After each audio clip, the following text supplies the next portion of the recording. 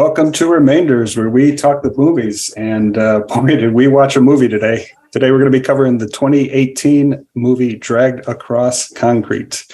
And we'll get to that too in a second. My name is Patrick. With me is Darren, looking great as usual. How's it going, bud? It's going great, Pat. Thanks for introducing this crazy movie to me. At first, I saw it and I thought, almost 3 hours long. I'm going to kill Pat for this. And then I thought, well, it is the director who did Bone Tomahawk, and Pat wasn't wrong about that one. Yeah, I was just waiting for, something to happen in the first few minutes for me. And that would make me be like, this is off to a good start, except for it moved so slow that I was like, then cursing you even more for introducing me to an almost 3 hour movie. But like most great movies, it's worth the wait. So let's get into this film because I really, really don't know what you've got to say about this film. Well, so this is my pick, and I absolutely love S. Craig Zahler. This is his third movie. His first one is the 2015 Bone Tomahawk, which I know you're a fan of. Oh, yeah. His second was the Vince Vaughn movie, Brawl in Cell Block 99, the prison kind of break movie. And I love that one as well. And then this is his most recent movie from 2018, starring Mel Gibson and again, Vince Vaughn. And he has honestly become one of my favorite just creative working artists because he was a novelist beforehand. He does graphic novels, audiobooks, and that really plays into the three movies that he makes. He writes and makes movies like a novelist, takes his time with the story, lets characters unfold. I've read two of his books, Wraiths of a Broken Land and Hug Chicken Penny, which I think that second one, Hug Chicken Penny, is going to be his next movie. At least that's what he's trying to get into.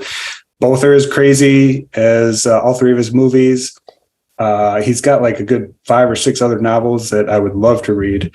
And I know we've kind of touched on Bone Tomahawk here and there, but I thought this was a great chance to talk about this artist and especially this movie, which I absolutely love.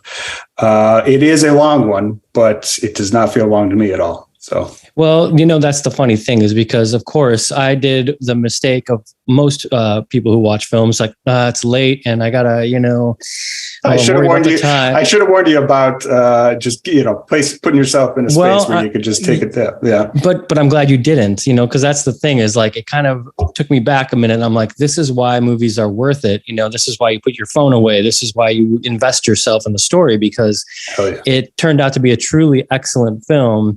But when I have all these other things in my life going on, I feel like I'm not going to have time to watch this. And I'm just coming off of seeing something, and we'll talk about it at the end of the show, that I saw like a live kind of like a Mystery Science Theater thing with Jon Hamm and a couple other cool like actors and a comedy thing here in LA. Oh. And, while they were like the audience picked the movie that we were going to watch, and then all the panelists kind of make fun of it, But the main thing about that is that they were wanting to do something that was short so that we could get through the film, because we don't want to be sitting there for 3 hours. So I was kind of thinking about film in terms of time. Yeah, like I gotta, wake up in the morning. I've got this to do, got that to do. And this is a really long film to invest in. But of course, I knew his previous work. And so it was already like going to be worth it for me to just watch because I already know I loved Bone Tomahawk. And I remember, of course, it kind of basing itself a little similarly because, there is a big payoff at the end of that film, which is, I don't know if the right word is payoff, but it's something that really blows your mind. And so this film I kind of felt might be similar. And it was in some ways, and it wasn't in some other ways. But that's like the thing. I'm glad you didn't tell me that this was going to be a really long movie because it forced me to say, all right, we're going to do an episode of Remainders on it. I have to pay attention. And I did, and I'm glad I did. Oh, wow. A lot to get into. I got a quick synopsis for anybody who hasn't seen the movie. Mel Gibson and Vince Vaughn play two cops caught on camera treating a suspect with some deep brutality. After they're both suspended and deemed racist by the media, they resort to stealing from a criminal and to make ends meet for their families. At the same time, Tori Kittles plays Henry, who was recently released from prison and ends up with a gang of henchmen. But when Gibson and Vaughn's attempt to steal from the group of psychopathic bank robbers goes awry, a three-way fight for the money ensues. And that really does kind of sum up the entire plot of the movie. And that simple execution of it, it's still being 3 hours, is why I think he's such a great director, because he gives so much time for all these characters to breathe and to play out. Like I said, he's a novelist, so the scenes in this movie play out like chapters, and that really is what is why I've watched this multiple times since seeing it in the theater for the first time, and why I've loved it more each and every time. I just want to know if you thought this was one of the better mustaches presented on screen from Mel Gibson, and also the performance of him, but also the performance of the mustache. The mustache was great, but I mean, okay, like there's got to be some talk in any kind of movie that has cops, and on stakeouts, they gotta, that at some point everyone's got to say, like, you're gonna have a mustache for this role, or the actor says, I should have a mustache for this role.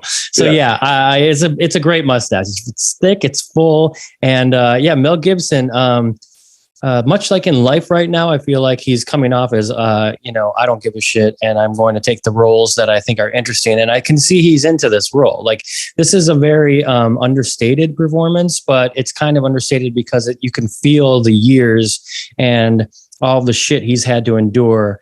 And in a way, sometimes that's like ends up being sort of a peaceful quiet on the characters when so much has come at you that you just kind of find yourself subdued in a way, almost maybe like kind of a little, I don't want to use the word comatose, but he's just definitely very, he doesn't give out too much, and anything that's going on and how he's going to solve things. He kind of doesn't really verbalize much.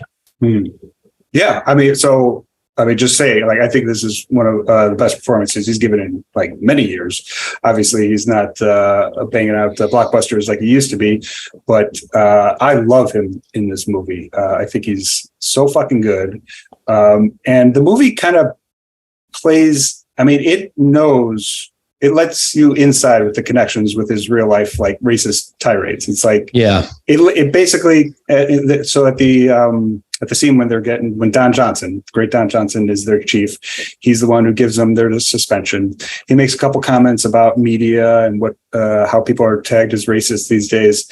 And I feel like that's just a total, like, nudge to the audience. Like, yeah, Mel Gibson is the perfect actor for this role because of his past experiences, and he's in on the character that he's playing. So I think that, like, just lets you kind of sit with the character. I mean, yeah, you can obviously hate Mel Gibson, but this is a character that he's playing along with Vince Vaughn, and these are fictional characters, and it lets you live in that nasty fucking world that they embody. And I wouldn't say that anybody is really an angel in this film. I don't think anybody really is an angel. Yeah. So, but you do have feelings for all of the characters based on, like, the long play that you get from them. Every character has a little bit of a reason for why they're going after the money, which is what ultimately is so great towards the end when you see the teaming of those two men, which ultimately, ends in Mel Gibson. Are we going to do spoilers? This is a spoiler heavy podcast. We can talk. We don't have to talk total specifics, but, like, we can talk around them. But again, there's nothing in this movie that I think will ruin it upon, like, knowing any aspects. No, but I mean, I think that the thing is like between Mel Gibson and I forget the other guy's name. Is it Tory, or what's his name? The other actor, Tory Kittles is the actor who plays Henry. So Henry and Mel Gibson's character, I feel like they are very similar, and it makes sense, the deal that they sort of make at the end, but they're both in it to try to help a member of their family or members of their family. And so that's, like, the only redeeming quality in these men. Otherwise, just completely throw away, kind of trashy, no good cop and kind of street hustler, Yeah. So, Tory Kittle's character is definitely the smartest person in the entire movie. He's not morally better than anybody, but he's definitely the one with the kind of the sharpest head. But by a yard. Yeah, exactly. I mean, so to me, what this movie is about is like predators and prey. It's like everything is about hunting and being hunted. And every character is either trying to hunt somebody else or being hunted by somebody else. And so there's not really any good or bad guys in the movie. There's not a clear protagonist, which I think is one of the best parts of the movie. But I feel like some people have kind of like responded a little negatively to that, but because it's confusing of like who you're supposed to root for when, you know, you're really not supposed to be rooting for anybody. But it's just predator and prey, and there's just different shades of like throughout the story of like who's the one who's about to be hunted and who's doing the major hunting. I mean, there's multiple like allusions to lions. They're watching the nature documentary. Mel is watching it with his daughter. Henry is playing the video game with his brother, who's in a wheelchair, wants to grow up to be a video game designer, and they're playing this safari hunting game. There's pictures of lions. Mel Gibson, I think, totally looks like a lion in this movie. And so that really sums it up for me of like the writing style for Zahler wanted to go with this movie. It's just, it's a constant role of these shitty characters doing reprehensible things back and forth, but it's all in a pursuit to either hunt or be hunted. And if we're going to talk about any similarities between Bone Tomahawk and this film, I mean, it's just the sheer brutality of the killings. The violence comes so fast and so brutal. Yeah, I definitely agree with you there. And I think that's the third reason I was going to tell you to, suggest another movie is because like I was going to bed at this time. And so as soon as I got to that grocery store scene or the gas station scene, I was like, okay, I got to watch the rest of this in the morning. I can't go to bed with this. And so you watched the majority of this movie this morning in the AM with your coffee? About an hour and a half of it. Yeah. Nice. Love it. Yeah. Because last night, literally, I was working so hard and stuff like that. And I was like, okay, I'm going to go relax with this nice movie that we're going to watch for remainders tomorrow. and then when the violence comes in, I was like, okay, I need to go to sleep here. So, but yeah, that's not a dig at the movie because I love it. No, yeah. And I know you like your violence in cinema. So yeah, I mean, then there's the violence in cinema, like, Scorsese's, and then you got the, Tarantino's, and then you got this guy like this. That's why I think Bone Tomahawk was so surprising to me because of the violence. I wasn't expecting it at all. And I wasn't expecting the way it came about. And it's kind of like these characters like that don't have any, like the scariest thing about any of these characters is like already you can't tell who they are. They've got masks on and you don't even see any skin except for their mouths.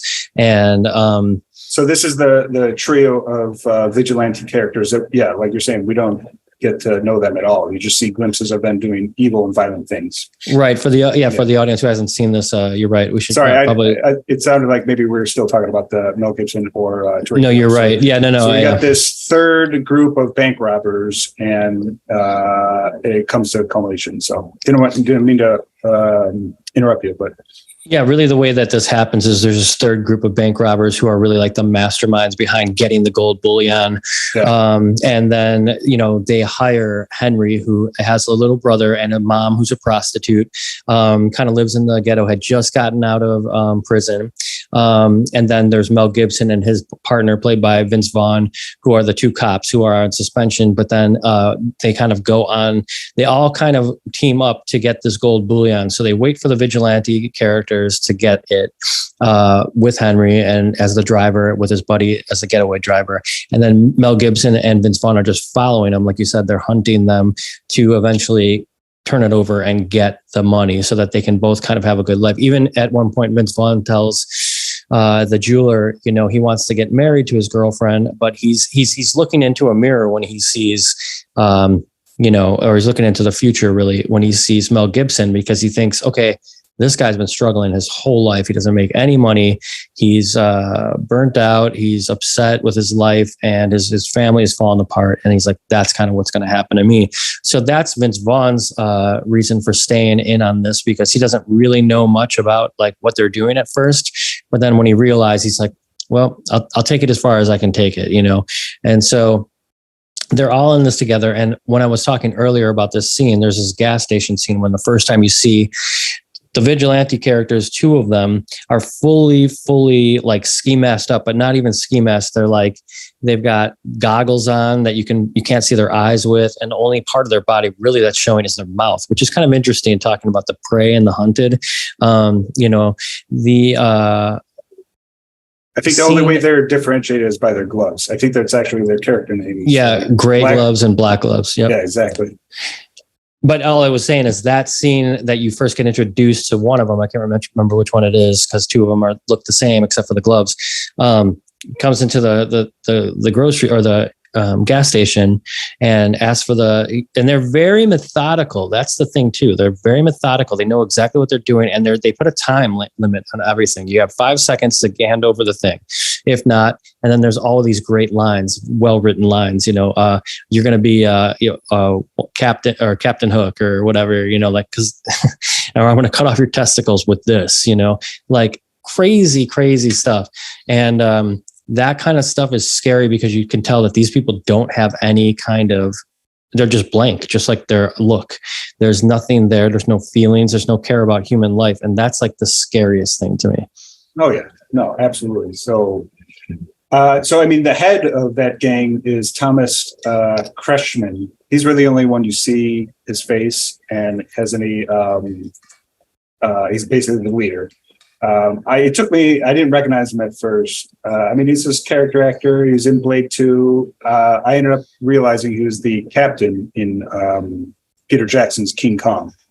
So that's definitely what I recognized him from. He had a pretty big role in that movie, which, side note, I'm on my commentary kick. I just watched the King Kong Peter Jackson DVD commentary, which is fantastic. That was my follow-up to the Lord of the Rings commentary. So I've been on a Peter Jackson kick for the last 2 weeks. Who's on that? Like him, Naomi Watts, and Jack Black or something? No, it's just him and Fran. Is it Fran or Philippa? It's one of the two writers. I forget which one. Gotcha. I forget what one he's married to, but it's him and the other writer. So it's just the two of them just going over the movie. The biggest draw of that one is that King Kong was originally developing that one in 1996 before he got Lord of the Rings. So hearing him talk about like how different the one that we got in 2005 is from his original conception of the movie from 1996. Post Lord of the Rings is definitely the most interesting part of that. So awesome. But that's just my little rant about that. Thomas Kretschmann, he is the only one who really is the face of the criminals, and he's so great in his delivery and just really conveying like how psychopathic and evil these characters are. Yeah, I mean, again, that's the most terrifying thing to me is when, there's no care at all. And you can tell that they're going into this and they're and also tricking the characters like, okay, if you do this, we're not going to kill you. And then of course they kill him, and like, and Mel Gibson and Vince Vaughn, they do the same thing to a suspect at the very beginning. They break into they arrest the suspect, and the suspect's girlfriend has the information that they need, and they pretend to give her leniency if she helps them out, and then they just don't give her that at all. So it's like, there's just so many similarities to everybody, all three groups, in what they're doing is they're constantly hunting or being hunted. And I guess one of the other things that I think is so terrifying is like when sometimes the killer makes the character that they're about to kill be active and participate in their own death. And there's a lot of stuff like that. And it's like, hey, can you put up that sun visor for me? So they're not going to splatter their brains. I mean, terrifying. Yeah, it's how you establish dominance. It's a signal of power. I love that part. It's not violent or anything, but when Henry is kicking the guy out of his house, who was with his mother, tells him to go take the trash out. Yeah, he's like, "Get your ass out!" Oh yeah, take those garbage cans. Totally. And that's just in the first 5 minutes, and that perfectly sums up like what you're kind of getting into. I do want to talk about one specific scene that makes this movie go from great to really fucking epic, and that's Jennifer Carpenter and her entire arc of the movie, which is really just one scene. She comes in halfway through the movie, so it's kind of disorienting. It's like over an hour into the movie, and you're introduced to Jennifer Carpenter having to go to work and not wanting to because she's just finishing up maternity leave, and her newborn baby is left at home with her husband. And the fact, I mean, I feel we don't have to like explain exactly what happens to her, but let's just say like her story begins and ends in a scene. In one scene in this movie, like a 20-minute arc, and it just emphasizes the brutality of these bank robbers. And also, again, like I said, it's why I think Zahler is such a good fucking storyteller, is that that could be like a cutaway scene for anybody else in any movie. And he has it in there, and it makes the movie 10 times more impactful moving forward. Well, and I guess that's the thing, is because, anytime that you do humanize the character, or you do show something that's like worth living for, and then you completely abolish and snuff out that life, right. It's again, the weight of it is so much deeper. Yeah, so, like I said, we don't have to give the specifics. We could just say it doesn't end well for her character, but it is brutal, and it just is so out of left field. I think it's one scene that people have always reacted to since this movie came out. You probably were watching that at 9 a.m, and that was probably one of the first parts that you saw. What did you think about it? Yes. Yeah, that's pretty much right. Kind of where I picked it up. Yeah. So I love her, by the way. She was great in Dexter. Yeah. I don't know if you ever watched that show or not. I watched the first couple seasons, obviously Michael C. Hall. So I was like, I have to at least check this out. Yep. She was married to Michael C. Hall, actually. Yes. Yeah. Yep. So, and I think they remained like on the show and Friends after they got divorced. But they, that show was great for like the first like couple seasons, and then it kind of got a little too fantastical. Yeah. But I will say that casting her, I guess, I loved her acting in this, because it needed to be kind of perfect for what they were trying to convey here. And her expressions of when she's just thinking about what she was seeing when, she left the place, and that she almost didn't get on the bus, and like the timing was just perfect for her to be in that position. And then also like that scene where he's like, just press send or whatever, for the email to alert the police to come. She didn't want to do that. Everything in the day for her, she didn't want to do. Yeah. And she kind of, against her better judgment, did, and it ended up costing her. No, it's a total, there's no redeeming aspects to her trajectory, to her story. It's just 100% pure tragedy at every level. And it's so clear that what Zahler was trying to establish with everything that she did in her 20 minutes of the movie. So yeah, and that's why he's such a great director, in my opinion, because he is kind of making sure he's very specific about what he wants to do with the writing, with the character arcs. I mean, really, from what I've read, he kind of lets it play out the way it's supposed to with the characters, and he writes it for them more so. At least this is what I've kind of read. Than he does for the movie. Kind of lets the movie kind of become what it is. Although it is very well put. I mean, there's no bow on this at the end, but I do feel like there's a lot of like, again, because the characters have something that is pushing them forward or motivating them at least a little bit, even if they're not characters that have any, likability from the audience, they do have like a reason to keep going and moving forward. And then there also is some sort of weird bond between the characters that you don't expect. You know what I mean? But you don't know that until kind of big scenes. And that's why he's such a great director, such a great writer, really. Likeable. I mean, Vince Vaughn's character is pretty likable. He's pretty charming. It's one of the best roles that I've seen him in a long time, because he's so interesting in terms of like his entire career, like starting off drama and then being like the comedic, all the comedic roles that he did throughout the 2000s, and then kind of moving away from that. But then in the last couple of years, he did Freaky, which is like a body switch movie, which was actually pretty good. He's a serial killer, and he switches bodies with a 14-year-old awkward girl. So it's him playing a 14-year-old girl in this serial killer movie. It's very funny. He's great in it. He's shown up in Curb Your Enthusiasm the last couple seasons. fantastic with Larry. And then this one is back to dramatic, and he's fucking great in it. I mean, but he still has those scenes with Mel, and they have such great chemistry.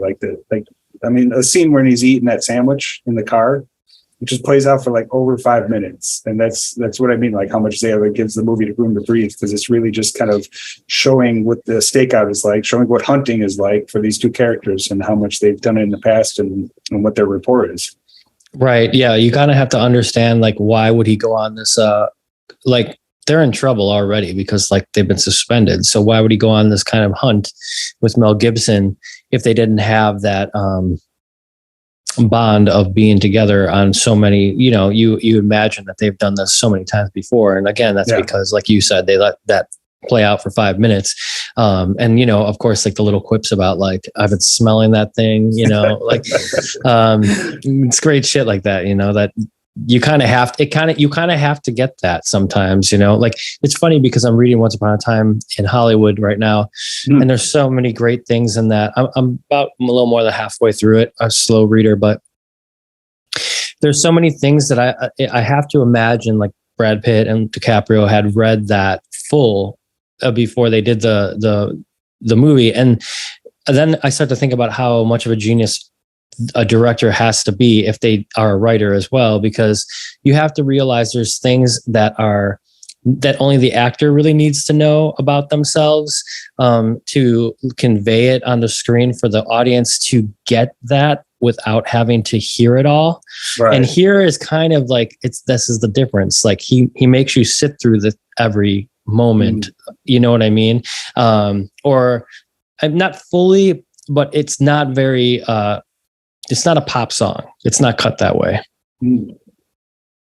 Yeah, I'm thinking about that chapter in the book, which is entirely devoted to Brandy, Brad Pitt's dog. Right, and you don't get any of that in the film. You don't get any of that in the film, but I would believe Tarantino maybe wrote that before, so I would not be surprised if Brad Pitt had like read something along that chapter to give his character that much more to work with, and why like this dog is so important to him. And I mean, like he has to be a badass, right? I mean, he and of course there's a lot of racist parts of Cliff Booth as well that you read in the book, but then again, it's a product of the time. He was in the war, I don't want to give away too much about the book if you're going to read it out there, but there's a lot about the character that's kind of unlikable. But then you hire Brad Pitt. He can't be a creepy dude. And then, like you said. But then you hire Brad fucking Pitt, and you cut out a little bit of that. And it's like, okay, only Brad Pitt knows these things until Tarantino puts the book out. So anyway, that's kind of what I'm saying here is that this film is, it's not exactly that, it doesn't show all of the novelization of it, but it's pretty close. It doesn't like give you too much perfect cuts. Well, I mean, I would be interested in reading the script. I'm just curious. I mean, like him being a novelist, I'm assuming like what he wrote was like substantially more than like what ends up on screen. And probably maybe for like what we're talking about for giving more character, but like, I don't know. It'd just be interesting. It's like, I've heard him talk about his writing process briefly, but like, I'd be interested to know like how much more was actually originally written. It might just add something. Sticking with, or going back to Carpenter really quick. So she's like the second lead in Brawl in Cell Block 99 with Vince Vaughn. She's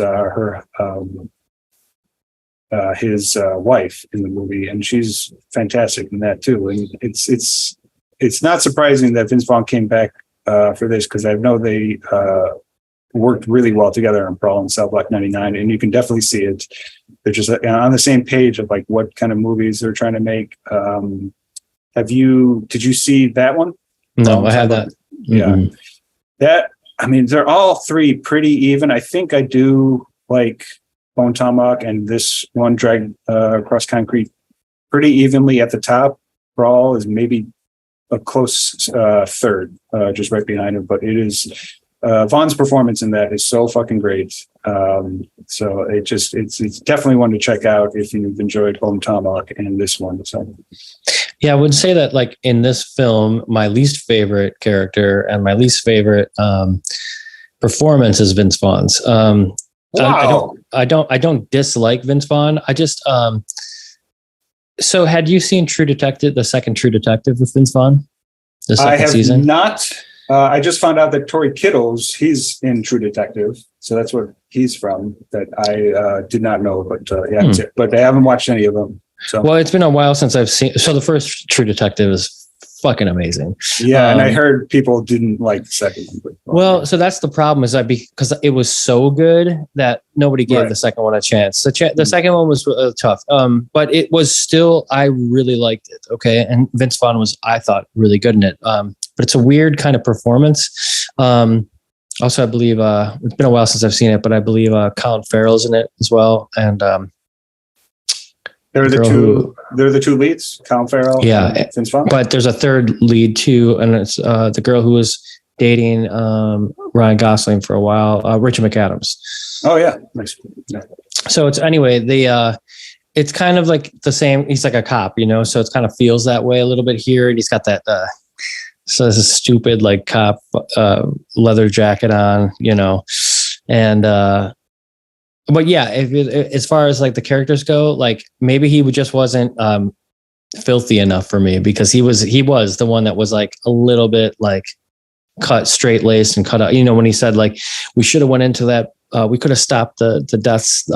So for the robbery, when they steal the bullion, they're actually on the stakeout and they're watching it, and they know there's people dying in there, but they don't go in because they're suspended and they're trying to keep this under wraps because they're really going to steal the bullion. So that's where Vince Vaughn gets himself into trouble, because at that point he can't go back. There's no, he's now part of this. Right.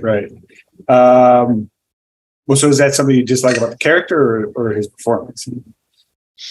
No, I don't. I just think if there's one to like the least, it would be Vince Vaughn. That's fair enough. I'll just say it that way. I can get behind that. That's cool. I do really like Mel Gibson, because he's just kind of like, he's in it, he's focused on it, and Vince Vaughn in a way is kind of along for the ride. Like I said, up until that one point. But man, he has an ultimate fuck you. Trying to rescue the hostage at the end, and the way that plays out.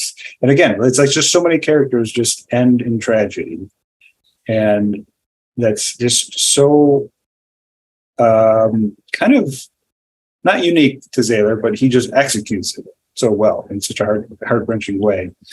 But that end scene, so Michael Jai White, he's Henry's friend who kind of hooks him up with the henchman, and he's with Henry as the drivers for the bank robbers. Michael Jai White, he's been around forever. Black Dynamite. He was in The Dark Knight. I remember him from back in the day in Spawn, the 1997 version. So he's been around for a long time. Great actor. But that scene when he has to eat the key twice to keep it from the bank robbers, fucking brutal. Yeah. Yeah. And like to have him throw it up the first time, and like he knows he's dying and he's like, oh, I better do it again. And then they actually show him retrieving it before it gets into his bowels, as they say. Don't puncture the liver. That'll smell it. And you got to think like these, that even makes it worse, because you're like, how many guys have they had to like cut open to get, like a key out? How do they know that? Right, exactly. But then you're right. Like there's like the complete waste. Not just like our last one of our last films, A Simple Plan, that we covered. It's kind of like, what was the point? Everybody like is trying to get out of poverty, really, is what's happening here, or a situation that is where they want to make something better, even though, there's danger involved. And then this one, it's like you're going on a wild goose chase. Although we can't really, I don't really want to give too much away, but there is a little bit of like redemption for Mel Gibson's family, at least in the end. For them to be without Mel Gibson, but they do get a little bit of the payola. So in a way, it's kind of like he provided for him finally, as the last act, although at what price? They never were going to know. Well, I mean, yeah, it's his distrust and kind of racism that like leads to his demise. But then at the same time, it's like his family didn't have to get covered. It was on the goodwill of the lone survivor. So there's really nothing that Mel did. He could have, it definitely, in a lot of other situations, his family still could have been fucked at the end. So, well, that's very true. And I mean, at that last scene, again, it's hard to not talk about spoilers here, but those two men that had so much in common that they didn't really even know, but they, one of them was actually willing to trust the other. That's what you kind of understand from Henry, except for Mel Gibson. He just couldn't help himself at the end there, and was wanting to at least be safe with the Henry does a video and basically what it keeps on happening, it sounds like, to Mel Gibson in the new age of cell phones and stuff, is he keeps on getting caught on camera doing bad things. And so really what happens is like, they're not supposed to be on the stakeout. They're not supposed to be going after these gold bullions. There's a bunch of repercussions if he gets caught. And Henry had filmed him pretty much for the whole end scene where Vince Vaughn dies and gets killed by we need to tell that story because that's insane. Kind of also what's terrifying about those vigilantes is that they make one of their hostages do like the unthinkable to save her family. Like then the audience thinks too in their heads, like, what would I have done? So I know I'm jumping around here a lot, but in that whole barrage of stuff at the end, Henry is basically filming it, and Mel Gibson's like fucked again by the technology age. This old cop who just can't do the stuff he used to do and get away with it. Yeah, I mean the social media themes are almost immediately present. Like we said, he was filmed with that first act, the police brutality, and that scene with Don Johnson, the way they talk about like how it plays out, how it's going to play out in the media, and how they'll be labeled racist, but they'll be able to temper it down with the media being on their side. But then, like you said, like at the end with the technology that the entire bus is going to be recorded, and that ends up being evidence. It's just there's a constant meditation on like how technology is pervasive and more than just a presence in our life. It could be used as a tool and a weapon against people. Yeah.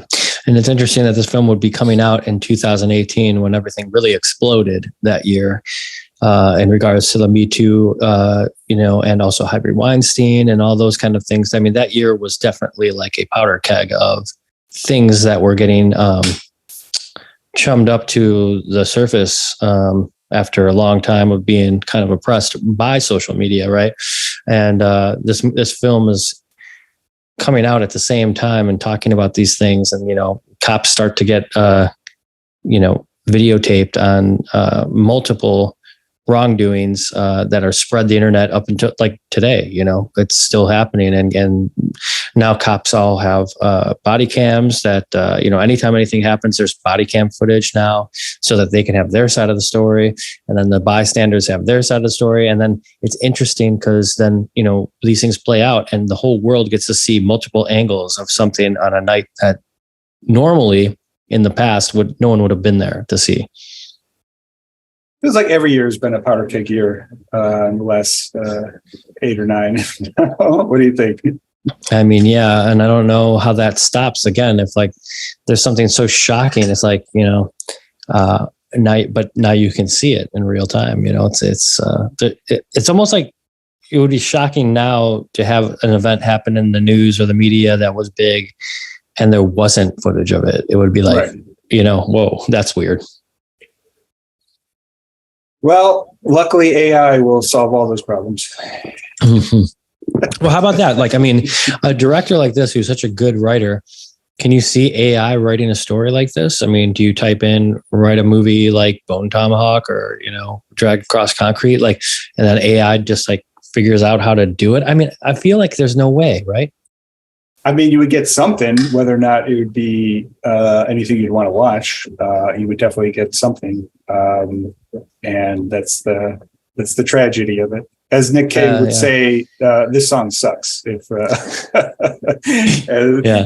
his AI generated song. So I think Zahler would probably have the same opinion. So, but I mean, I've definitely been using a lot of prompts just for like random stuff, and no, it's pretty far from where we are right now. There's no way somebody's AI is going to be writing a screenplay or a novel this great. So. Yeah, fortunately, totally. And that conversation rages on. But every time I do end up having these great conversations with you, I'm often thinking like a human being made something so incredibly creative and chaotic, and like just knowing about how to make the audience wait for it and those kind of things, like those are very decisive things that a human being, I feel like, can only do. I don't know, I don't know where we're going from here, but I think like we always talk about, somehow it'll be a useful tool, as long as it's not a thing that takes us all over.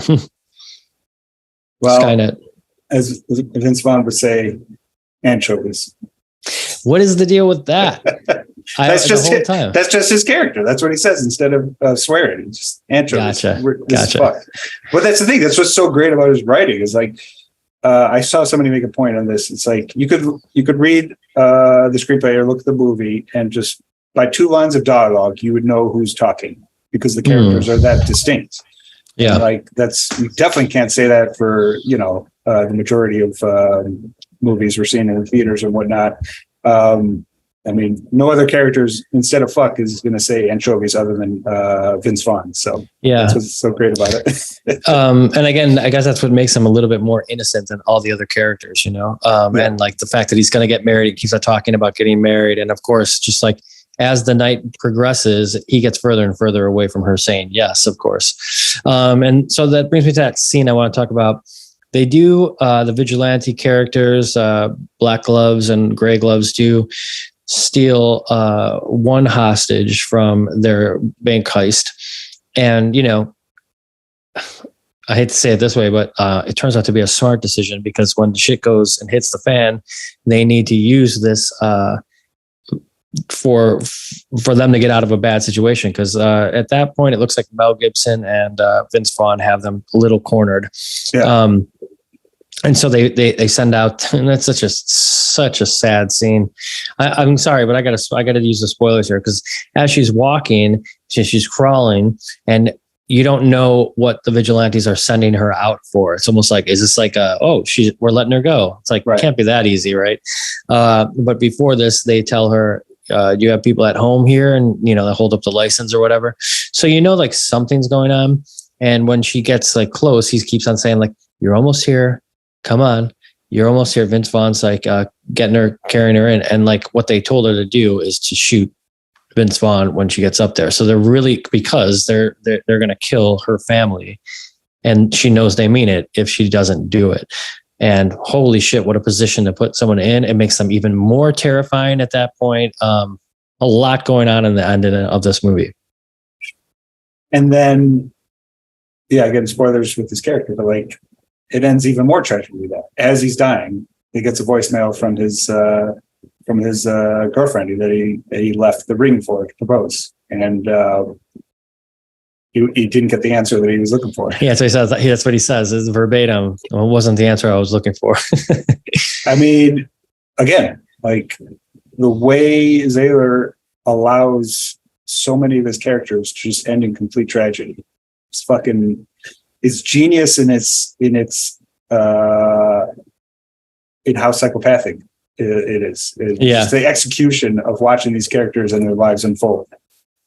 Yeah, it's really something you shouldn't watch right before bed, unless you've got like somehow an ability to turn off your brain when you go to bed and not think about the inhumane ways of people dying in movies. Well, so what's the perfect scenario for watching this movie? Just thinking out loud.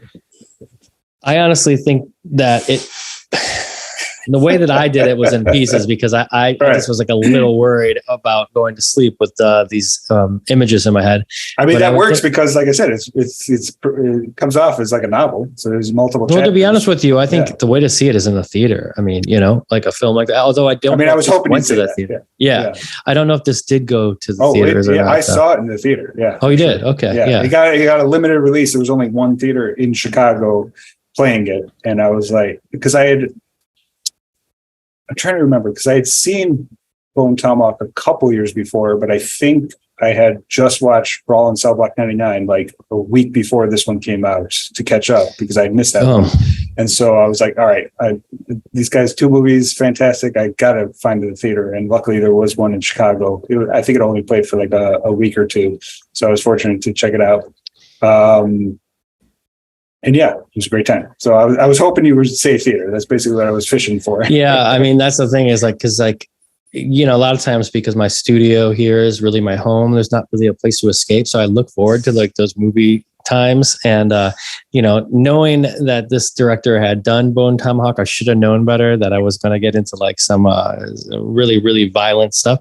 But but again, it's kind of like, to each of their own. Some people might not feel that way.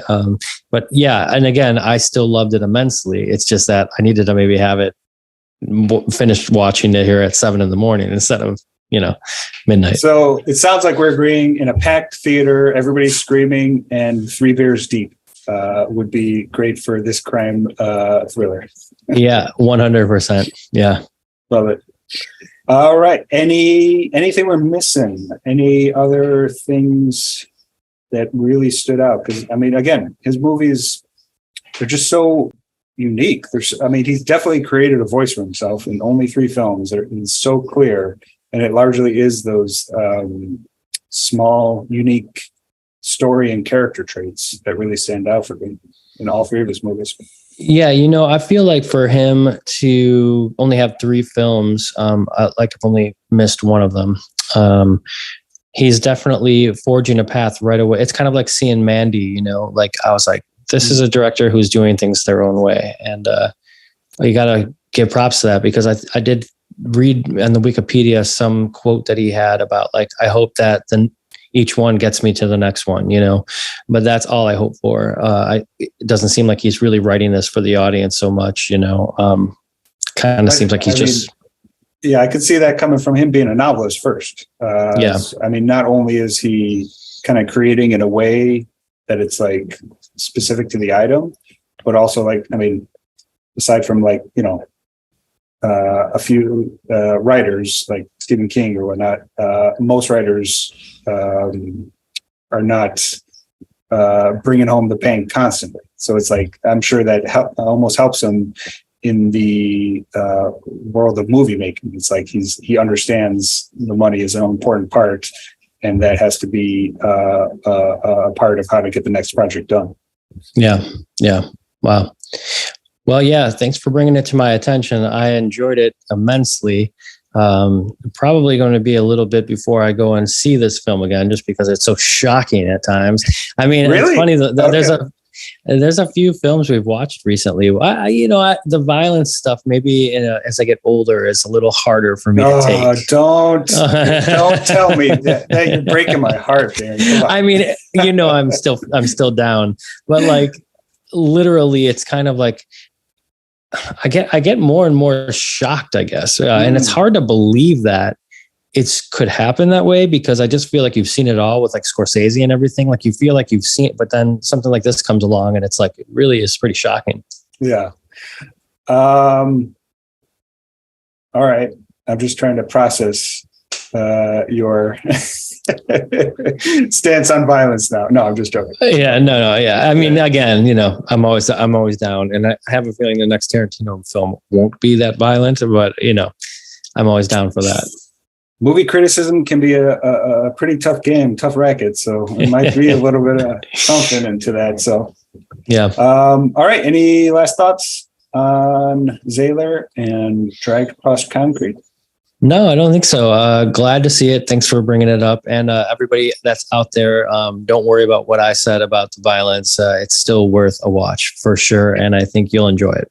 I mean, for as many people who might be repelled by that, there'll be equal amount being like, "Whoa, he was repulsed by it. I got to see this movie now." So yeah, totally. Yeah, maybe that'll help the viewership for sure. Even. All right, cool. You want to get into what else we've been watching? Anything? Any events in your week lately? Yeah, so that I was saying earlier, I just wanted to mention because it was really like a wonderful experience. So my girlfriend and I, love Jon Hamm. Like, you ever see like Mad Men or anything like that? I watched the first season of Mad Men. Didn't stick with me, but his random performances in a few movies like The Town, and I still have to see his Fletch movie. But I've seen a lot of interviews. He's a person I just enjoy hearing talk. So it's more. Yeah. Well, he's also like kind of like a local celebrity in that way, where like kind of the area where I live, like everyone's always seeing him out, stuff like that. And Los Feliz here, and they,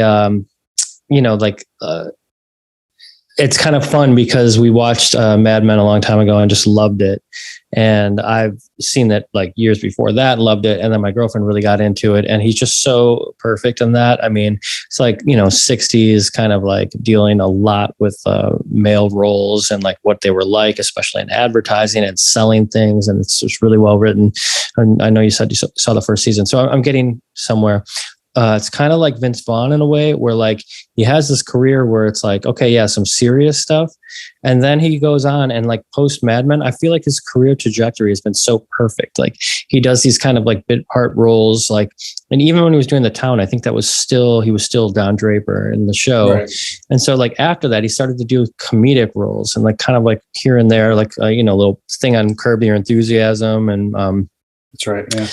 And a bunch of other stuff. And he's just become like really funny, right? And we even saw him out with Sarah Silverman right before the pandemic. I was here in Los Angeles before I lived here, eating at our favorite restaurant, and I was like, "Oh, there's Jon Hamm!" Like, we were just like stoked about it. But he was with Sarah Silverman, and I was like, "Oh, he must have some kind of connection with like comedy, And anyway, there's that theater that my girlfriend did like a little bit of. She did a character thing as Ace Ventura versus Cocaine Bear at the Hayworth. I don't know if I told you about that. No, so it's a theater. I would definitely remember that if you told me. Yeah, it's a theater where Rita Hayworth trained and stuff. I think when she first came here and her family was like learning, the ropes of Hollywood and stuff. So it's called the Hayworth. It's also in La La Land, where like they look out on an empty theater when Mia is doing her thing and nobody shows up. It's that theater. And we've been there a couple times. They have this, it's called Dynasty Typewriter now. So this is like a long way around saying Jon Hamm decided to do an event where they were doing a movie screening. Like I mentioned, I know you love Mystery Science Theater. So it's kind of the same vibe. Go in there, and then a bunch of people bring a DVD. And the audience will all talk about them. And then there's like 5 people. So Patton Oswalt was supposed to be there, but he called in sick. It was going to be Patton Oswalt, Jon Hamm, and then like 3 other people. And so when they finally chose one, so we're stoked. We're like, we bought the tickets because Jon Hamm was there, and we both think he's like really funny too, but also serious. And they picked Vanilla Ice, this movie, Cool as Ice. And it was probably the funniest. He was so perfect. His timing was so perfect. Like Jon Hamm making fun of this. And right away, as like the credits went up, it said Blu-ray. And he's like, somebody bought this on Blu-ray. Like it was like a precursor into like how funny he was going to be. He was also very whip smart about like stuff like the cinematographer. He's like, and it was like Johann something, and I didn't even know. And he's like, Johann, blah, blah, blah. He's like, this guy did this. He did Saving Private Ryan. And like, everybody's like laughing and dying. It's like, this guy was like doing Cool as Ice, but he also did all of Steven Spielberg's movies. And so, dude, Michael Gross is in this film. It's insane. And yeah, I know you love Tremors. So, anyway, that was really, really, I thought about you a lot during it because I think we do those things every once in a while. I know you love Mystery Science Theater. And I know Mystery Science Theater is easily one of my favorite shows of all time. I got a Mystery Science Theater tattoo. That's ride or die for that show for my entire life. So, have you done any of them in person, like I'm mentioning, or seeing them do it, or just either or? Yeah, that's. I mean, so Riff Tracks is the three. It's Mike Nelson and Bill Corbett and Kevin. They were the second half of Mystery Science Theater, and they've been doing Riff Tracks since like 1998 when the show ended. And I've seen them perform a couple times doing live movies. I saw them on my 30th birthday. They did the 1998 Godzilla with Matthew Broderick, and which was a great. Yeah, I took a road trip to Atlanta for that one. I was like, this is how I'm going to celebrate my 30th, is to watch Three Legends from my childhood riff on a movie I loved as a child. So that's great. So yeah, it was really a great experience, you know. And again, that's when they were talking about it being like, hopefully this movie is going to be under 90 minutes, you know, because we can't be here all night. And it went by so quick, and almost at the end, I didn't want it to end because it was just like so fun. Like the experience in the theater with everybody laughing along. They were all there for the same reason. You know, it was really fun. I would recommend that kind of style to anybody who wants a little different take on seeing comedy, but loves movies and loves being in a theater. Oh yeah. How about you? Drop the zero and give it the hero. You can't bust. I was gonna say, have you seen this film? Cool as Ice. Oh yeah, absolutely. I mean, not for a long time, but I mean, that was essential viewing back in the day. Totally. Man, I haven't thought about Vanilla Ice in many years, but I mean, sticking with Jon Hamm for a second, I saw somebody, I don't remember what this was. Maybe it was just in like a comment section, but there was something with Leslie Nielsen in a discussion, and the idea of like, who is even comparable as like a career trajectory to Leslie Nielsen, and somebody brought up Jon Hamm. Wow. Just in terms of Leslie Nielsen, because Leslie Nielsen was a straight up dramatic actor for like a couple decades in like the 50s, 60s, and early 70s, until he just basically they just put him in comedies, and that's why he was so funny, because he played straight, and like, you know, think of Airplane, he delivers everything as a straight dramatic actor, but like you put him in a comedy, he's the funniest person alive. And somebody mentioned is like, who is even close to that type of trajectory? And somebody brought up Jon Hamm, and awesome. You know, and it kind of, as you laid it out, it's like he was a dramatic actor. Obviously, people loved him in many things, especially Mad Men, but his proclivity to comedy, he obviously wants to do comedy. It's like, I still haven't seen his Fletch, and I want to. I hear it's awesome. I saw pieces of it, and I would say, like, I was kind of surprised at like how poorly lit this film was. It feels very low budget. I can't comment on it though, because I haven't seen it all together. Yeah. But like, they have him in a hat half the time, and it's like dark. His face is darkened out, and it's like, I was kind of like, what? But then I heard like he may have funded some of that film himself. So then I was like, maybe this is makes sense, you know.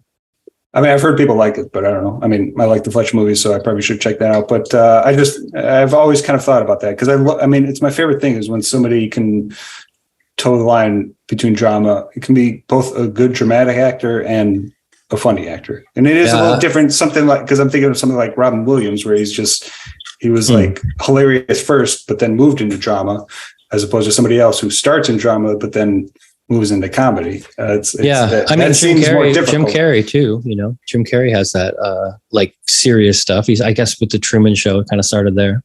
For sure. But, you know, but again, him like starting in comedy as opposed to starting in drama, moving towards that, which it would be a weird, that's why it's like so unique of like somebody like Leslie Nielsen doing that, or it just must be something innate, and then obviously it plays out in like somebody's career. But yeah.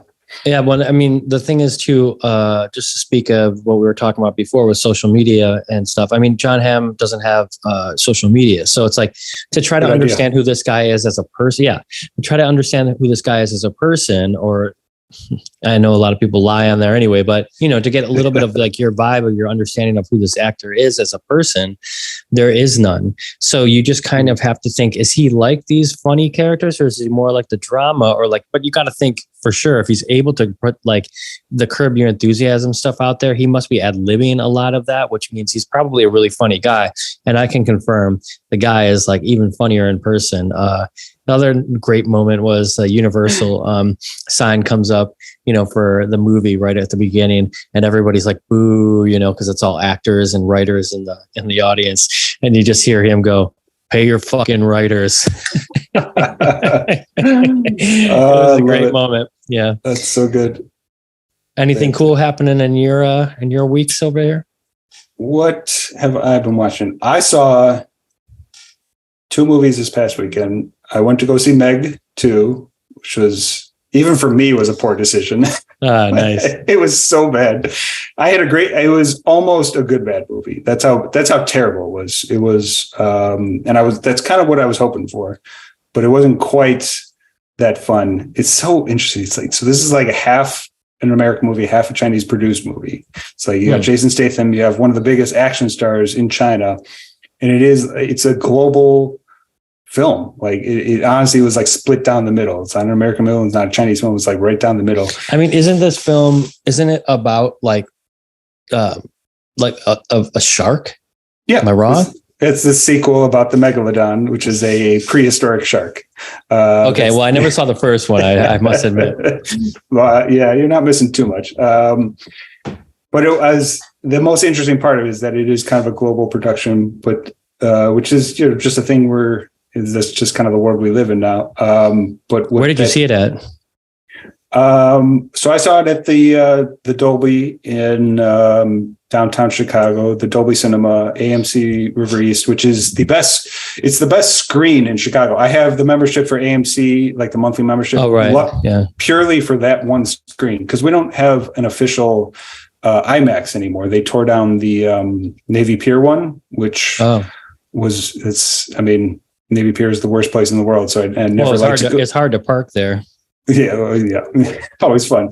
Navy Pier is not a place to hang out in Chicago, so I never liked going to that one. But they tore that one down, so we don't really have like an official IMAX theater here in Chicago. But the Dolby Cinema at River East is kind of the equivalent, even though it's not quite as big. But it is. I've been to it.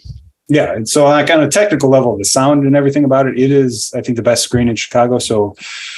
It's perfect for if you want to watch a big dumb movie like Meg 2, which I was dumb enough to participate in, but it was still a good time. It's just the problem is like 2 different cultures. Comedy does not translate culturally. Comedy is so specific culturally, and that was almost the funniest part. Watching some things play out, be like, oh, this is trying to be funny, but it's not, and then other things being like, oh, that was trying to be serious, but it came off as ridiculously humorous. So just kind of not aligning culturally, maybe. No. I mean, but everybody loves a giant shark movie, so right. Yeah. But I mean, maybe they got what they needed in Sharknado, right? Right, exactly. So it did. And then I did rewatch Deep Blue Sea the next day, and that is still an absolute classic. So. LL Cool J, Deepest Bluest, My Head is Like a Shark's Fin, right? The banger that was tearing up the MTV audience in 1999. So, well, he was coming right off of doing Halloween H2O the year before, so he was killing it. Which it was fun. So Tom Jane is the lead in that movie, even though he was not a name at the time, but it was like only a year after Boogie Nights. And so I had just seen Boogie Nights at Music Box. And so to see him as Todd Parker and then like a week after fighting sharks in the wetsuit, it was fantastic. So and the Punisher, right? I mean, he was the first Punisher, right?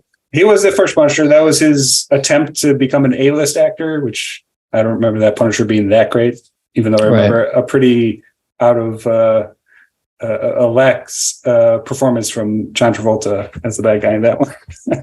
Oh, dude, I got to paraphrase this story just because it can't go on forever. But I just saw this podcast where Tarantino was talking about the casting of Pulp Fiction, and did you know about this? I've seen there's something that's gone around on social media where it shows like his first, second, third choices for each of the characters in Pulp Fiction and like who he wanted. So maybe maybe that's where it goes, but it's really kind of an insider baseball story, which is why I liked it. And so for everybody out there, sorry, I don't want to make this long. I'm just going to tell it as quickly as I can. He's telling the story that he goes with Harvey Keitel to some like party in Malibu. He'd already done Reservoir Dogs. And at the party, Bruce Willis is like, hey, let's go over here. And I want to talk to you about something. Me and my friends, we talk about Reservoir Dogs all the time. And I got to tell you, I just read Pulp Fiction and I love it. And Tarantino's like, holy shit, Bruce Willis, the biggest action star right now, like loves my film. And like, how did he get his hands on Pulp Fiction? Like nobody has the script except for the studios. So goes over there. He says, I'm really interested in Vincent Vega. He goes, well, I wrote that for, sorry, I wrote that for, John Travolta. And he's like, oh, okay. He's like, all right. But I love your writing. I got to do something with you. Goes home. He gets a call the next day from Bruce Willis's agent, and his agent goes, well, you could go with the guy, that just finished 3 Men and a Baby. Or you could go with the guy who just had the highest grossing action film of all time last week, but it's your choice. He's like, let me think about it. He goes, yeah, I still can't do it, Bruce. I'm sorry. So then he goes and Bruce calls him. He's like, all right, I get it. Fine. How about Jules Winfield? I know you wrote it for a black guy. I get that, but maybe you can change it and I'll play Jules and it's all good. I'll figure it out. He's like, I got Sam Jackson playing that role, Anyway, goes through the whole thing again. Finally, he says, I know you read the script and you liked it, but I don't think you ever read it thinking that it's going to be, you could be the role of the third lead, which is in this. There's a third lead and it's for Butch, He's like, so maybe go back and read this again and think of yourself as Butch. And then he finally said, you're right. I like it. I'll do it. And I love that story because it's just so like Hollywood. Like he has his freaking, good, like how good do you have to be as an agent to call and like kind of say, you get the guy who like nobody has gone to see a movie of in years, or you can go with Bruce Willis, who's guaranteed people to come out and get to see your movie. But the balls of Quentin Tarantino to say, I just don't see him in that role, man.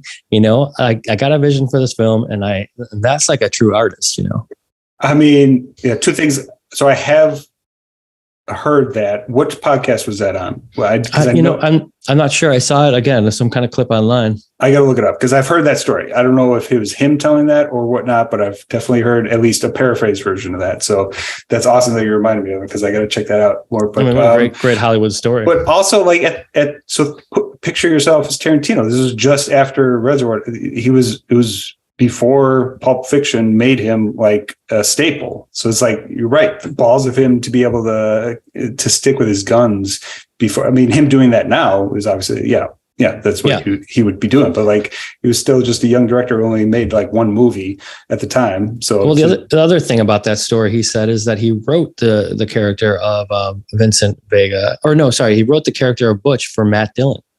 And Matt Dillon said, like, he wrote it for him. Can you imagine like a director saying, I wrote this for you, and then you kind of not understand it. You don't get it. Yeah. Well, he said that he was going to hire him in a heartbeat, but he just goes, Matt Dillon, great actor. He goes, didn't get it.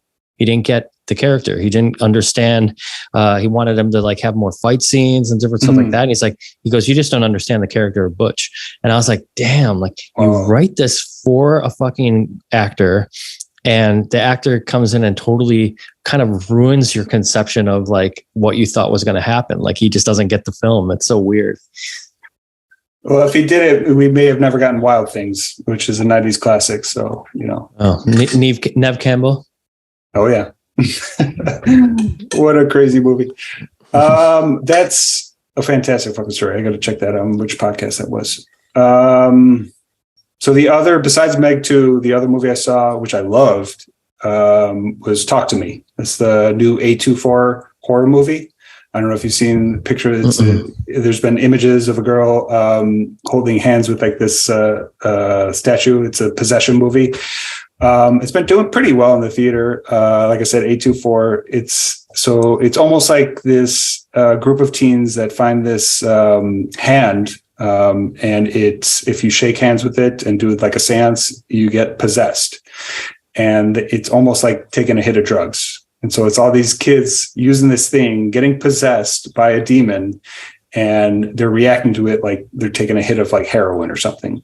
And so that's how the movie starts. And, you know, it's not too much of a stretch to assume that possession goes wrong, but it was fucking fantastic. And it was unique in a way that I've never been so not on board with the movie for the first like 30 or 40 minutes. I was like annoyed with the characters. I was just not onto it at all.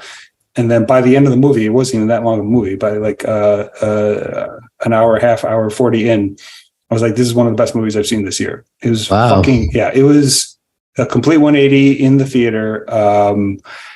It's a great testament to, like, if I was watching this at home, I may not have even finished it because like I was so not on board in the first half hour. It's so efficient of a horror movie. It's so straightforward. There's no bullshit, no fat at all about like characters, subplots. It is just a straight up great old school young person. Cause that's the thing. It's like so many of the decisions are just young people making bad decisions. And those are the, you know, for years, for decades, that's always been like the bread and butter of like great horror movies, or at least entertaining horror movies. So yeah, pretty good idea too. A possession movie based on, you know, drugs, which is like obviously a problem. And they play into that, like the directors, they play into that the way they film. I mean, the possession scenes are sometimes filmed like a drug scene you would see in a Tarantino movie or something like that. So have you seen Triangle of Sadness? I watched that a couple weeks ago. I was on my way. I was literally walking to the Landmark to see it one day when it was still in theaters, and I missed it, and I haven't seen it since. Woody Harrelson, right? Yeah, it's on Hulu right now.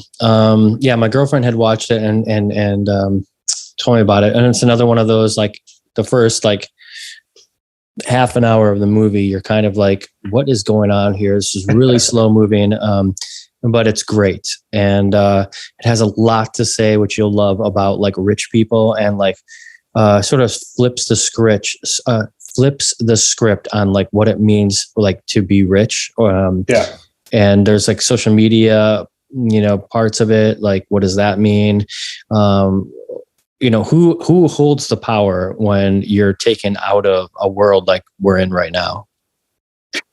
I mean, it is kind of crazy, the world we're living in, especially in film. So, I mean, did you know how many Oscar nominations that movie got? And I just, it's a movie that like almost disappears. Like, I just haven't heard anybody talk about it since it came out, but it was nominated for Best Picture, Best Directing, Best Screenplay.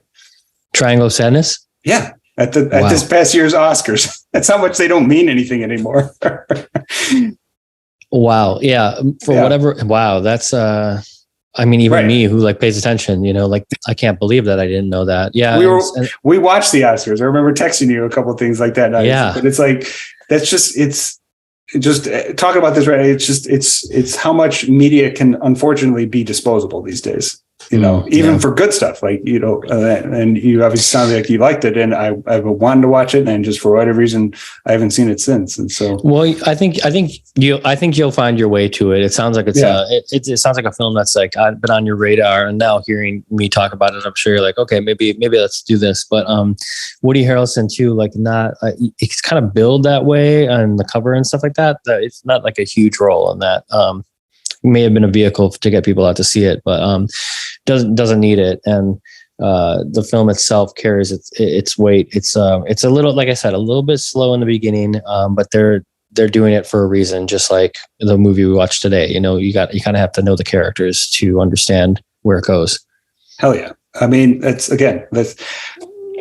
summing this up is why I love doing this with you, and like why I like pay attention to like film Twitter and podcasts in general. Is like the good movies don't go away. It's like if you and me, like if we see a movie we love, like you're going to talk about it. It's like people are going to talk about the great movies, you know, the ones that aren't that special, you know, they fall off for a reason. But the ones that are great, it's cluttered out there. Let's face it. Like that's the thing is like, again, a film like we were talking about today, Driving Concrete. I don't know if I would have seen it, like it would have and you were so matter of fact about the text. It wasn't like, hey, do you want to watch? It was like, and you're not really like that either. You're just kind of like, we're going to do it. And I was like, kick ass. Like, I like that, like, let me see this film that I've never seen before. So even though I'm talking about like, it goes full circle where you're saying like, I should have prepared you. I'm glad you didn't. I think like that's the thing for folks who are listening to this podcast or any podcast about entertainment or any kind of creative stuff. It's like, yeah, like immerse yourself in it. If you're going to be like, be very focused into it, because you can be distracted by so much, and it's not really giving the things that are out there the best chance for them to affect you or to really, move you in whatever way it can, if you really pay attention to it. Right. Totally. I hope you're just going with the movies that you want to be watching. You don't have to worry about, I want to watch the movies that you fucking love. And we obviously overlap on a lot of stuff, but I want to know all the movies that I haven't seen that you love. So yeah, no, of course. But I'm kind of liking the fact that like you're injecting some new blood into my life. So we'll keep going. We'll see. I get most excited for the crazy ass fucking movies, and Dragged Across Concrete is most definitely crazy. So. Yeah, that's true. Yeah. All right, you want to get into the song of the week, and then we'll wrap it up here. Which sounds good. So we don't have to get totally into it, but we should have like a quick in memoriam for three people that we lost that are pretty important to me: Pee-wee, Rodriguez, and William Friedkin. We all lost in the last week. Huge heavy hitters, all three of them. I don't know how much you want to say about any of them. Rodriguez, the musician from Searching for Sugar Man. I had not heard he passed. It's just today, like 12 hours ago. Yeah. And I missed him. I almost had tickets to go see him. This was like 4 years ago. I don't know how much he's been touring because since then, but I almost went to see him, but I didn't end up doing it. And, I was regretting that today. So yeah, because I think about him often. I think like that movie must have like really given him a lot of boost. And then I thought about like after like 2013 or whatever it was, like how the director passed away, and then like it must have fallen off at some point for him, and he was probably struggling again to get people out to the shows, and like it probably was like new life, but then I would imagine it went away a little bit, and then there was the pandemic, right? So, yeah, man, maybe we're gonna have to change my song here today to "I'll Slip Away" by Rodriguez, because I love that song. There's so many of his songs that I love. It was that documentary is fucking fantastic. If you haven't seen it, Searching for Sugar Man is excellent. It deserved all the awards it got. I think it swept pretty much that year. Then to go one more for Pee-wee. So we had seen Pee-wee's Big Adventure in Cinespia. Just recently. This was like, and so Dottie was there. She came and introduced it. Yeah, it was great. It was great. And what's her name? She's in all the Rob Zombie movies. In a couple of them, at least. Yeah, she shows up in Devil's Rejects for sure. So I forget her name. She was Tommy Pickles. Yes, and she's Tommy Pickles. Yeah. She's fantastic. She's super fun. Light. But it was really nice. Like everybody there loved Pee-wee. People dressed up. We did the photo booth with the bike and everything, and we just had like so much fun. And of course, like I was hoping. I don't know if you know this, but like a year or two ago, maybe less than that, probably a year ago, we went to find the Jambi. The genie had passed away. The actor who played Jambi, right? Mekaleka Hi Mekahani Ho from the show. Oh, from the show. So the show was not. I didn't watch the show too much. My sister loved it. I didn't get up on board. I was 100% obsessed with Big Adventure when I first saw it. That's my Pee-wee rewatch constantly when I was a kid. Largely, this what's interesting is like because my dad was a huge Tim Burton fan, and he was like an early teacher of like what directors do, and because he pointed a lot of correlations because he knew I loved Pee-wee, he knew I loved.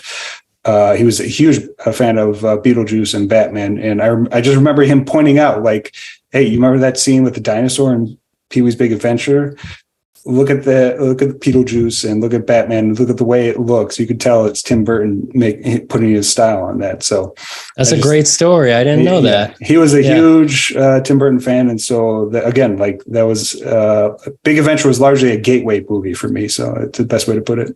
Well, it was great to see it in the cemetery over there. And like I said, that's great. That's such a cool early way of like finding out about like a director and their style, right? Exactly. Yeah. But yeah, so Paul Reubens and I forget her name. God, Elvira. Was it Cassandra, right? I forget her real name. Gosh, I feel like a jerk. But anyway, those two paid for his funeral and interment. This is what I heard. And it's basically his urn in Hollywood Forever is the genie in like the box. And so like that's like his final resting place. And I just thought about like Pee-wee being there for the memorial. And like, anyway, my girlfriend and I, like, we love going to that cemetery. There's so many like famous people buried there. So it's kind of, I should say my girlfriend goes with me and like entertains it. I think she likes it too, but I more so do. That's when you know you got somebody special. So yeah, and we saw that a while ago, and then we watched Pee-wee's Big Adventure at Cinespia, and in a week later he passed away, and never would have known. I woke up that morning and it said, Cinespia actually posted it, and it said like Paul Reubens and the date there, and I was like, oh man, that's just like, so sad. Obviously, there's other films that I loved him in. Buffy the Vampire Slayer, huge fan of when I was a kid, a huge fan. And I loved him in Blow. And I just thought, he just was such a great, interesting guy, You ruined my jacket. Kill him a lot. Kill him a lot. Yeah. That was a big favorite in my household growing up, because we had, it's always interesting when you have close siblings. Back, I'm old enough to where like we just didn't have like phones and computers. So we had one TV. So having movies to agree on for 3 siblings was rare, but Buffy the Vampire Slayer was definitely one that all 3 of us watched multiple times. Amazing. Yeah. So that's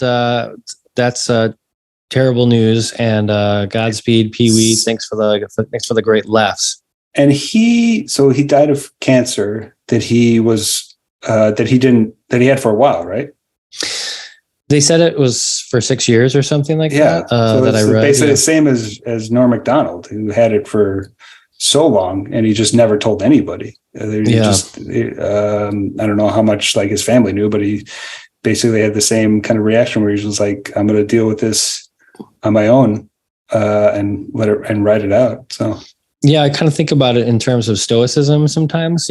Like maybe that's just the thing. You wake up every day and you're present, and you kind of you do what you got to do, but you kind of have to just be present and let that just be part of life, and like, hey, like that famous thing about the chess game, right? Like, but you're going to go to the gallows that day. When is that at? I have to go play chess here, I don't know.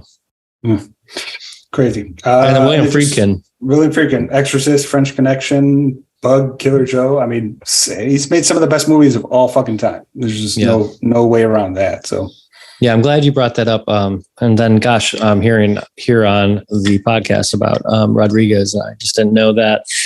3 definitely influential characters in our life, to say the least. So yeah. All right. Yeah, you want to do music? We can always just add a Rodriguez song for sure. So okay, yeah, I think we should. I love that song, "I'll Slip Away." So you can add that. I would think. It's got a great vibe. There's a lot of things about Rodriguez's songs that kind of feel like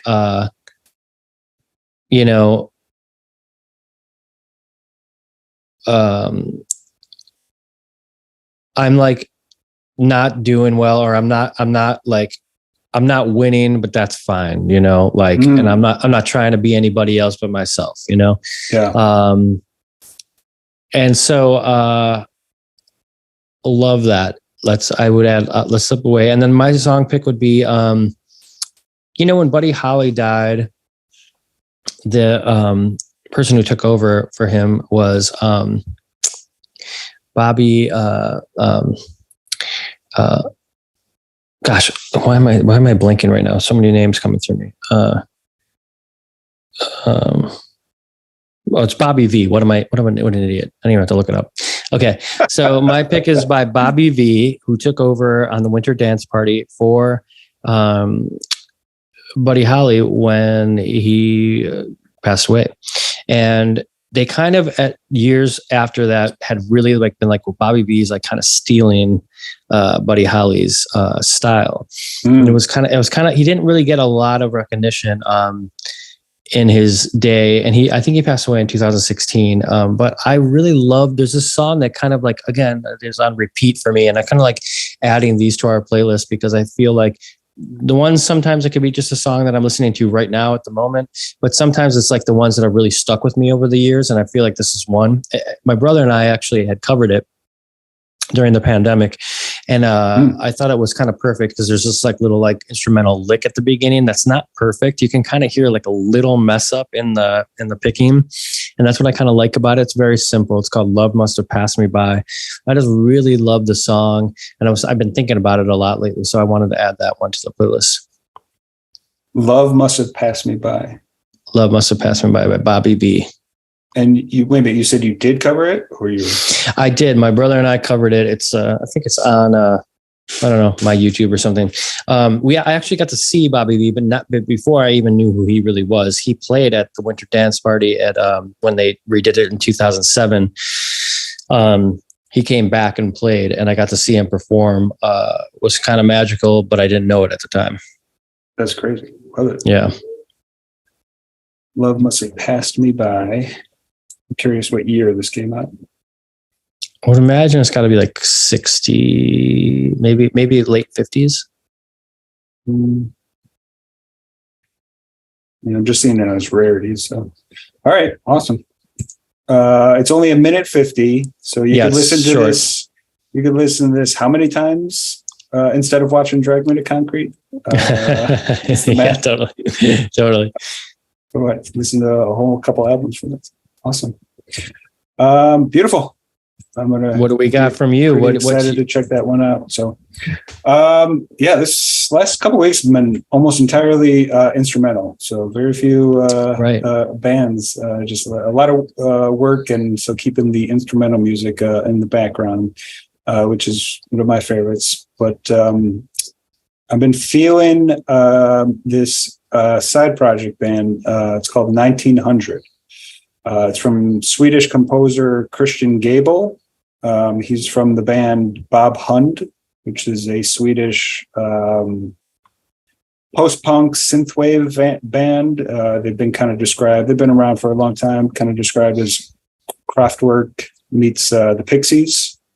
But this is his side project, 1900, which is mostly instrumental.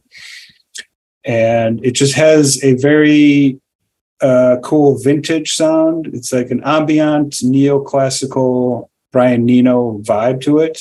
And he starts with like vintage sounding themes and melodies, but then like he slowly like layers in a lot of like modern technology as like the song progresses. And so I've always kind of really responded to that. I'm going to pronounce it in Swedish. Den Mr. av Segrar.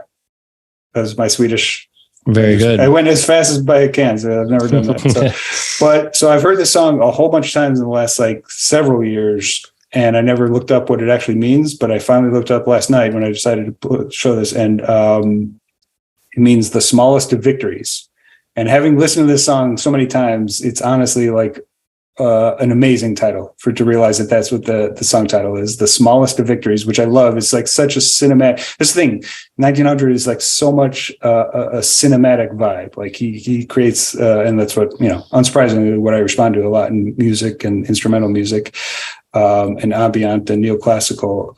It's just a very cinematic vibe that he has with this whole side project. And smallest of victories is, I mean, that's a theme in movies that's timeless, I think. So yeah, I love that. I love listening to a song like with the title, kind of knowing that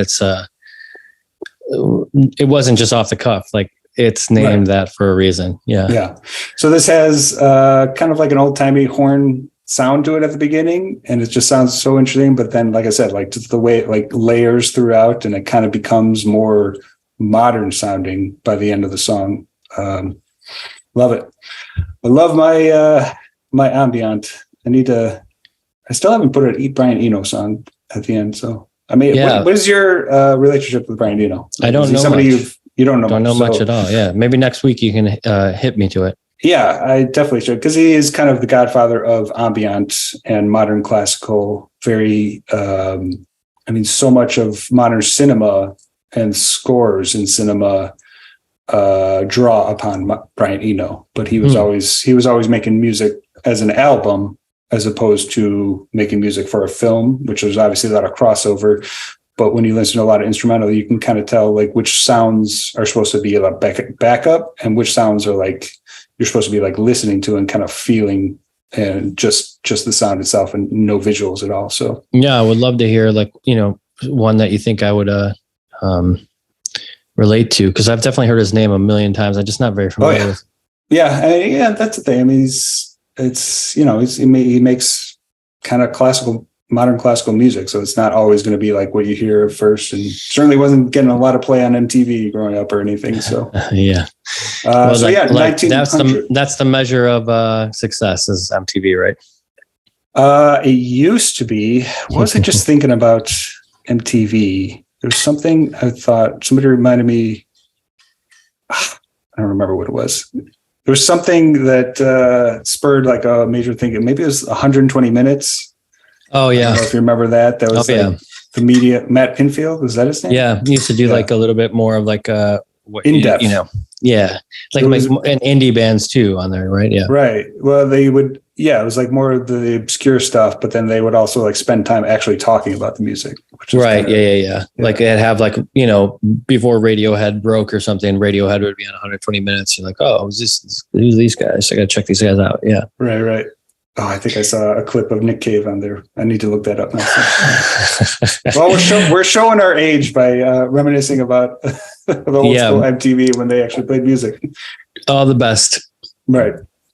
All right. Anything else you wanted to touch on? No, I don't think so, man. I'm feeling good. It's a good long talk today. Just like the movie, nice, good long movie to dig into if you're out there and you're looking for something to watch that's going to take you on a ride into some violence at the end of the film. This is your pick, and I liked it. Yeah, I'm not being honest. He definitely is one of my favorite working directors and artists in general with his novels and graphic novels. So shit, back to back, Tomahawk, and this would probably give me nightmares for like years to come. Well, we're gonna have to pick something nice and sweet for next time. So let's keep it going. Well, I'm holding strong. You're choosing the next movie, so you got to show me something good, because we do have our 50th episode coming up, and that is reserved for a little movie called RoboCop. So yeah, I can't wait. I've just been waiting while treading water until then. So keep that in mind, because we're gonna be talking about that 80s classic soon, and I'm excited to hear what you're digging now. Yeah. Yes, sir. All right. Well, cool. Great talk, man. And guess we'll see you next week or the week after with my pick. All right. Thanks everyone for listening. If you're still here, I'll talk to you next time. All right. Talk to you later. See you, bud. Bye.